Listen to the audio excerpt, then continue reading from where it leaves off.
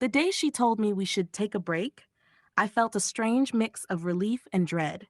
Relief because part of me had sensed our marriage slipping for months, and dread because I didn't know what she really meant.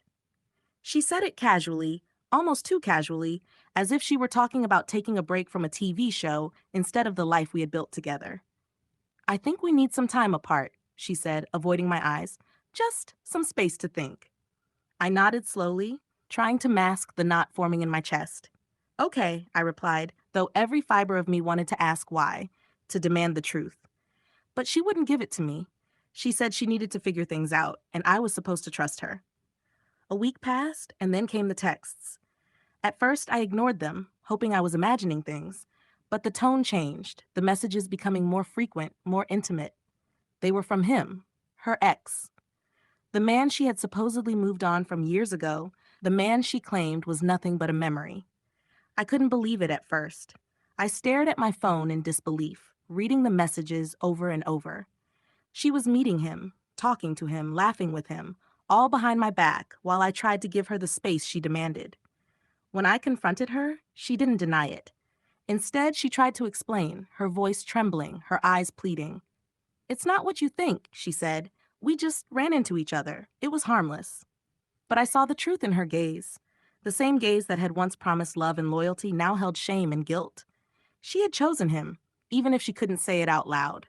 I left that night, feeling hollow. The woman I had trusted with my heart had betrayed me in the worst way possible.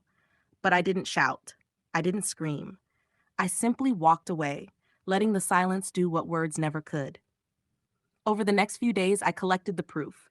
Messages, pictures, receipts, everything I needed to show myself the reality I had been too blind to accept. And when I finally confronted her with it all, her facade crumbled. She cried, apologized, begged for forgiveness, but I had already made my choice. Forgiveness wouldn't erase the betrayal, and staying would only prolong the pain. I filed for divorce quietly, without drama, without revenge. My heart ached, but I had learned something important. Love without trust is fragile, and betrayal cannot be ignored. She had chosen her ex, and I chose myself. Now, months later, I look back at that moment with clarity. She told me we should take a break, and in her mind, she had already moved on.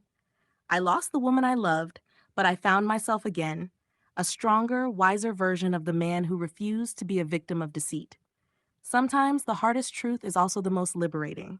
The woman I married cheated, and I walked away, not with anger, but with dignity.